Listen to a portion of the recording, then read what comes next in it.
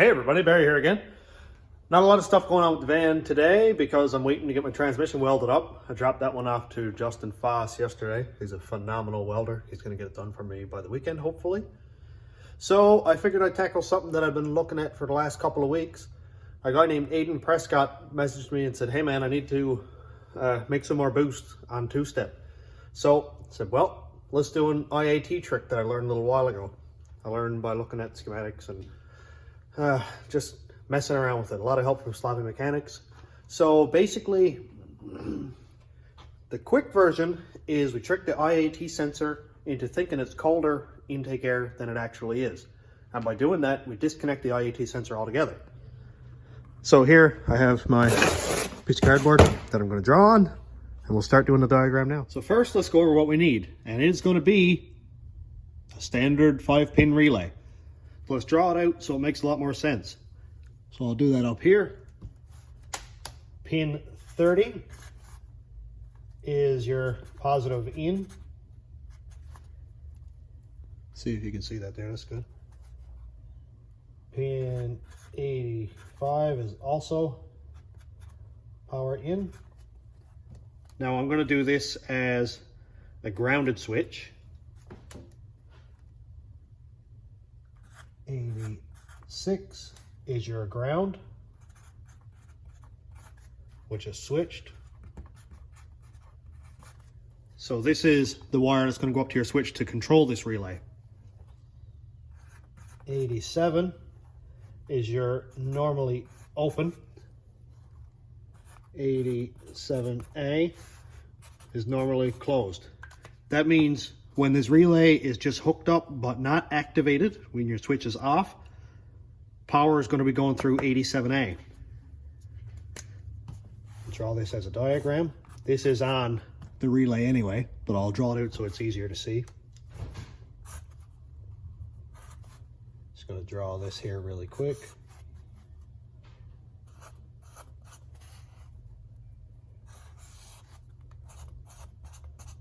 Here's 87A.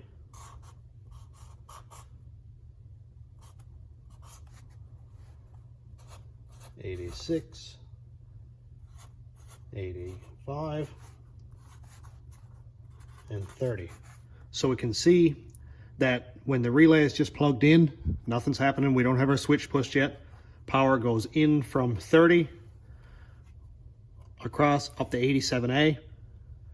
When we turn on this solenoid that makes this switch jump down to here, then power changes, goes from 30 across to 87.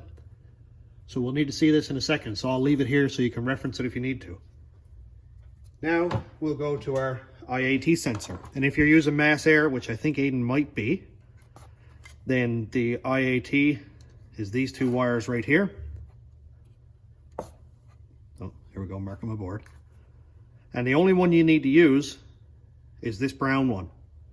I guess it's a brown or like a tan, something like that. It's the only one of that color. This is the one we need to trip. So what would happen is you'd cut this wire down here, and in this case, we're not running power across our 30. We're just going to be running our IAT.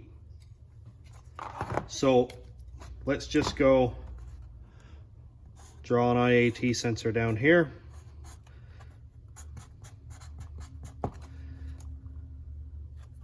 And our one wire, the black one, goes to ground anyway, so we don't need to touch this one.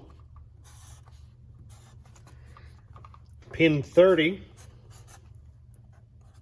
on the relay would be going into here. That's pin 30. This goes up to the PCM as it normally would. That's this brown wire. Then that's when we cut this one, we join this end onto pin 30. And the end going back into the sensor here, we would join onto 87A. So we can see now that this goes over to the IAT sensor. So we can see PCM, it makes a full loop out to the IAT sensor. Nothing is interrupted. the PCM is going to get all the information it needs from the IAT. So when we push the button, say this is your button over here for the two-step, you'd hook that wire up to, say, pin 86 for a ground if you're going that way, because you can hook up a two-step either to a ground or power. When you activate the button for the two-step, that would take power from 87A and run it down to 87, which 87 is just going to be left open. That way you break the connection from the IAT so that it's the same thing as unplugging or cutting this wire. That way, the second that the sensor is unplugged, it goes from normal outside temperature and it defaults it to negative 38 degrees Fahrenheit. I'm going to make up an actual representation of this because it can be kind of confusing drawing it on cardboard. So let's do a real one. So this here is a 5-pin relay harness. They work awesome. S654 is part number. We sell lots of them here at CarQuest. So that makes life a lot easier than crimping, putting pins on and stuff. You just whack that full of dielectric grease and you're good to go. Alrighty, let's get this thing strung out. Got lots of wire on it too. There's like over a foot of wire. So let's color tag this now. So 30 is red.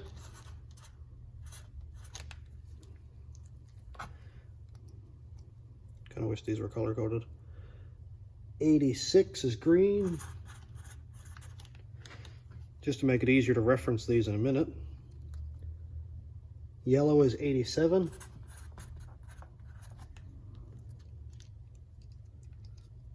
Blue is 85. And that just leaves pink for 87A.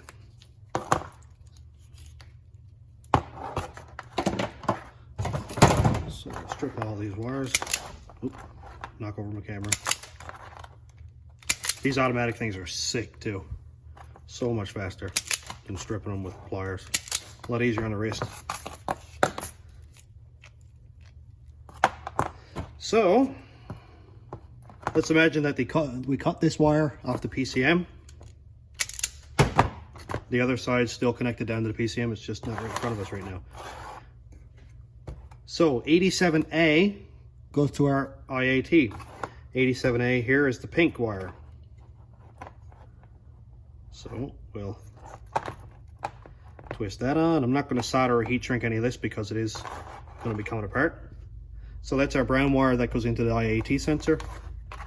All of this here would be still connected. It's just not on my harness right now because I'm not using mass here.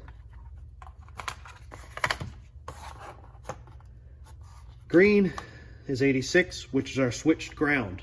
And the reason I'm going to use a switched ground is because anybody who's using this LS plug and play two-step knows that you can either use a power activated two-step, which means you supply 12 volts to here, or a ground activated two-step. And down here, now the reason I'm bringing this in is because if you're trying to build boost on a two-step, well, you kind of need a two-step. So there's a good chance you already have this. So two-step, I'm going to use the blue wire. Obviously it goes up to your switch. That's the switch that will be inside your cab that actually turns on to two-step, and that goes down to a ground for ground activated two-step like I do. So if we want to control this 5-pin relay on the exact same switch, then we need to also supply our relay up here with a ground, which is 86. Over here says, you know, switched ground. So you can use the exact same ground location for this relay. So we would hook up our green wire to the other side of the switch. The same relay, I suppose, you could, if you were doing this, you could have this green wire tied into your same wire as your two-step activation cord. That way you'll be able to close your switch and it will go directly to a ground. I'm trying to make this as least confusing as I can, but sometimes it gets a little confusing. Your yellow wire is what matters now, and that would be 87. This is the one that actually matters, because this is what's going to control or direct the power so that your IAT fails.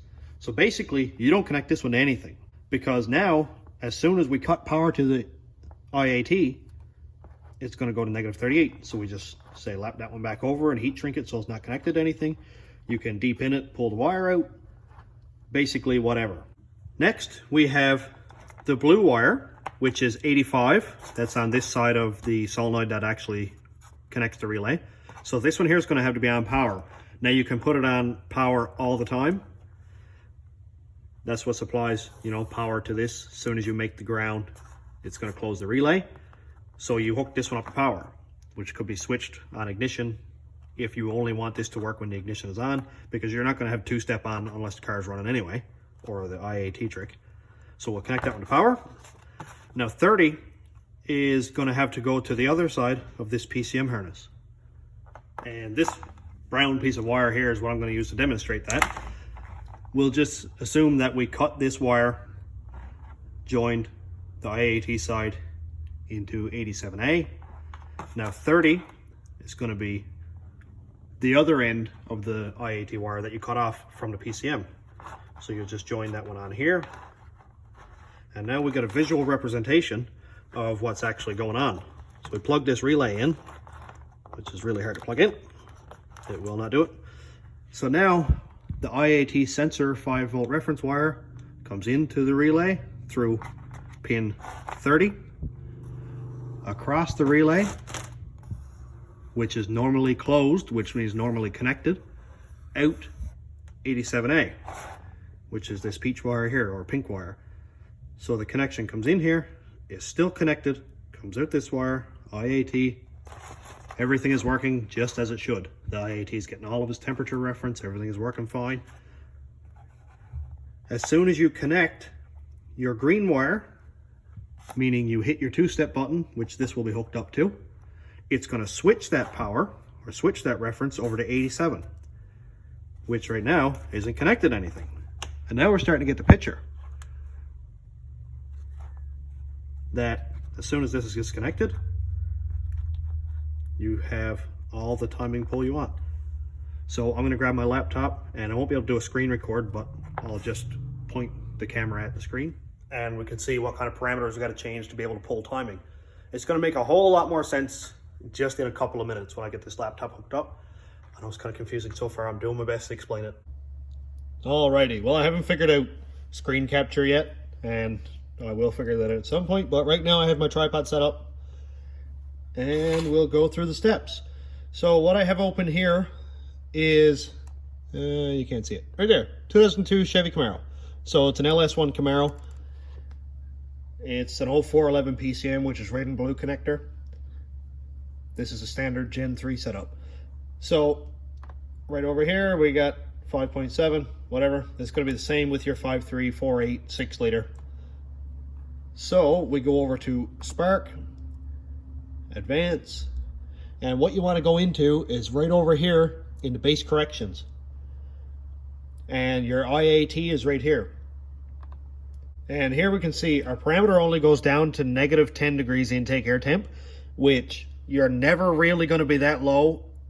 Basically, the second that you fire it up, your intake air is going to start warming up because your intake manifold is getting warmer, the engine bay is getting warmer, that kind of thing. So it's only going to be in this cell for a very short amount of time, and you're only going to be at idle. So your air mass is really going to be like around here somewhere. So what I like to do, now you can see that it's -10 degrees Celsius, and I'm going to go unit converter. Fahrenheit is -38, which is also -38 Celsius, which I didn't actually know. That's kind of cool. So although our IAT correction doesn't go back that far, it's going to use the closest cell to -38. So that's going to be this whole line right here.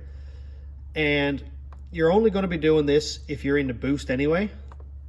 So you're going to be maxing out your cylinder air mass as soon as really you get into boost.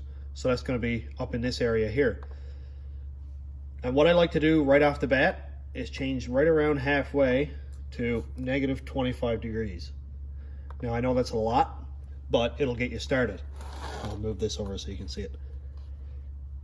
So that way we'll leave this down here so that you're not pulling 25 degrees of timing right at idle, because it'll never actually get, really, it'll probably never actually speed up enough to get up in these cells right here, because you're going to be pulling too much power. So when it starts getting up around to 64, 68, then you'll start pulling timing. Now you can pretty much do this and it'll pull timing a little bit at a time until you get to your full negative 25 degrees up here. Now you can do your multipliers here too. So at RPM, say if you're at 4,500 RPM, it's only going to pull 0.75 of what you command. So if we go to a calculator and go 25 times 0.75, it's only going to command like 18.5 degrees pulled. So you can mess with this multiplier as much as you like. So if you want 25 degrees and you can't get it, you can make this a higher number. So you can go times 1.5 or something like that. And then it'll start pulling a higher percentage of timing. So if it's commanding 25, it'll go right here at this 4,400 RPM cell, it'll command 14% more.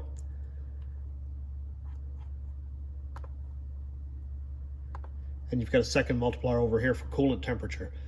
So if you're only at 45 degrees Celsius, now I know a lot of you guys are using Fahrenheit, which I don't know why this is in Celsius, but if you're only at 45 degrees Celsius, then it's not going to pull any timing at all until you get up to temperature up around 75 degrees. Then it'll start pulling what you command. So what I would not do is do it here. Don't pull timing out of this table right here. So say if you wanted to make boost on a two-step right there and you went negative 10 degrees. If you're driving and you're going up in the RPM, moving faster, and you hit negative 10 degrees, it's just going to flatline on you. It's going to run like a bag of dirt in these cells. I went through it. Frampton and I did a wicked tune. It sounded awesome on a two-step, and I was driving up the road and it would just die. It would fall flat on its face. So don't touch your main spark table at all. I'm going to hit undo on this now just so everything's normal again.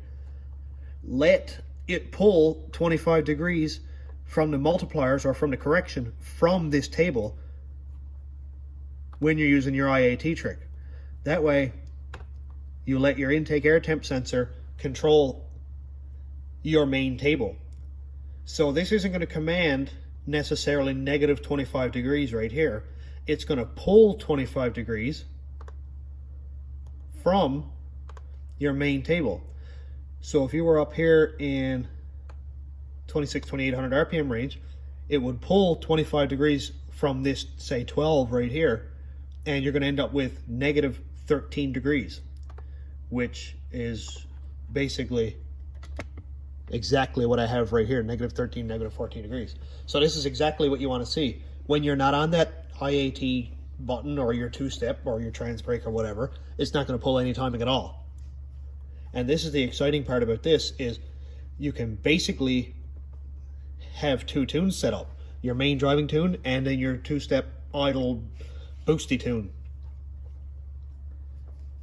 It's really cool to be able to see it make 5-6 pounds sitting there with no load on the engine. It's awesome, and it makes wicked fireballs. And now I did this tune just to make it shoot flames and look cool.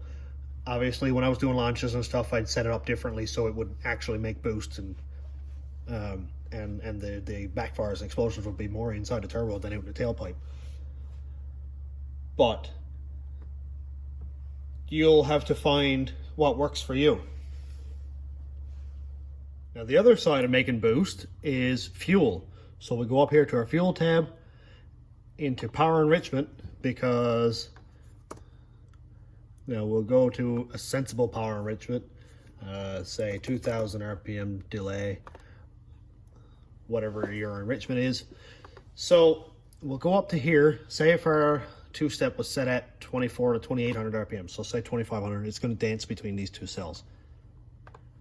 Our commanded enrichment right now is 14.7 divided by 1.228. Our commanded enrichment right now is 1197.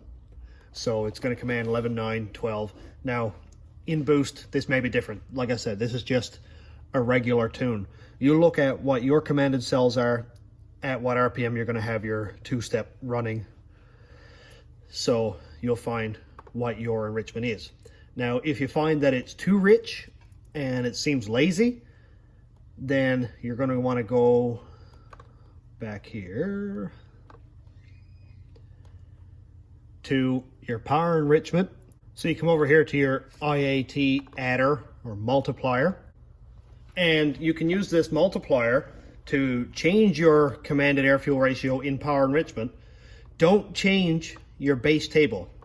This is your base power enrich EQ ratio, because if you change it right here to suit your two-step, it's not only going to be commanding the fuel ratio that you set when you're on the two-step, it's going to be all the time. So let your multiplier take care of it. Again, like I said with the IAT fail for the spark. So right here, let's just say it's too rich. We wanted to calm down our commanded air fuel ratio and lean it out a little tiny bit. So those two cells say 0.95. We want to command 95% of our air fuel ratio. So let's go up here, open up our calculator. We can see it fine. Okay, good.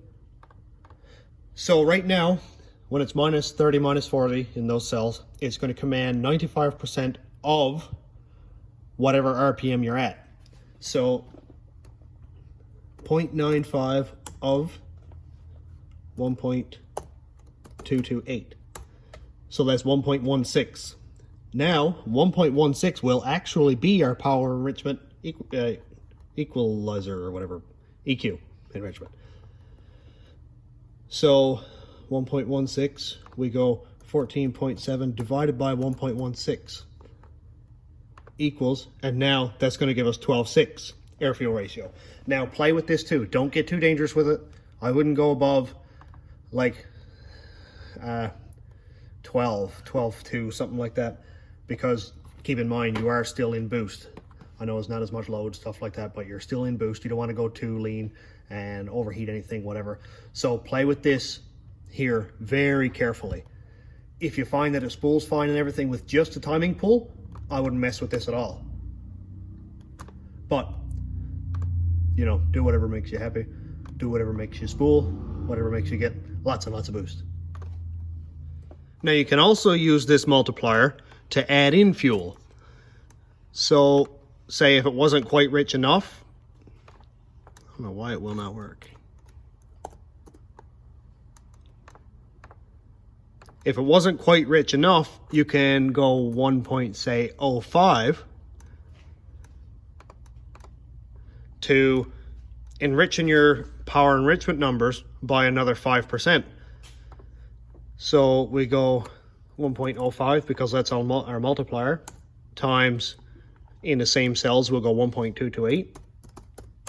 That'll get us 1.289. So 14.7 divided by 1.289 gets us 1140. So if you find that more fuel helps you spool, then you can use this multiplier to put a positive effect on your fuel in these cells without actually having to mess with your EQ ratio. Now I went and maxed this out just so I could make it go bang, bang, bang, bang, bang, bang, and explode wine glasses and stuff like that. But if you're using this strictly for launching, strictly for pulling time and building boost, you're going to find what timing level works well for you. And you're going to want to do that anyway. Every vehicle is different. Every volumetric efficiency is different in every engine. Every torque converter is different. Camshaft, you're going to make different amounts of boost at different RPM levels. So, you know, you're going to want to play with this. This is a really good baseline to get you started, but play with the multipliers. And if you find that it's taken too long to get up on the converter or up on the boost, start pulling timing later, like ramp it in a little bit at a time, like I was showing with the interpolation button. You can start at pulling 0 degrees and put 25 down at the max and work your way up from 0, pull 2 degrees, pull 4 degrees, pull 6 degrees. As the engine starts to speed up, you pull more timing, and that should get you up in boost faster and more steadier, rather than having all the timing and then nothing and it falls flat on its face and then it's got to kind of build up again. That's really annoying. Now, I'm not a professional. I'm just doing with what I've learned, and hopefully it can help you out. Try not to blow your stuff up. I don't want to be the cause of somebody blowing their $5,000-$6,000 engine up because I gave the wrong tuning advice. So if anybody has any input on what I've said or how to improve what I'm doing, let me know and put it in the comments, because if there's another way, like another correction or another adder or whatever that can make it spool faster, make it spool better, let us know, because I want to learn too. I'm here to learn. So I'm going to finish it up there because I'm pretty sure I've covered everything that I wanted to. And go have fun and spool. And if you get this to work for you and you get a really cool video of it backfiring and shooting flames and launching and pulling the wheels, I want to see it. So put a link to your video in the comments, because I love watching this stuff. It's my favorite. I love when you see rusty old trucks going down the road at lightning fast speeds and spooling, and it's just awesome. So if you've enjoyed the video, if it helped out at all, maybe consider subscribing, because there's a lot of cool stuff to come. And this weekend, I think this is going up on Monday, so weekend gone, I think, hopefully, I started putting a 4L80 and a 6-liter in Turbo LS Caravan. So that's going to be really, really exciting. But yeah, so I'm going to cut it off here, and thanks everybody for watching. Have a good day.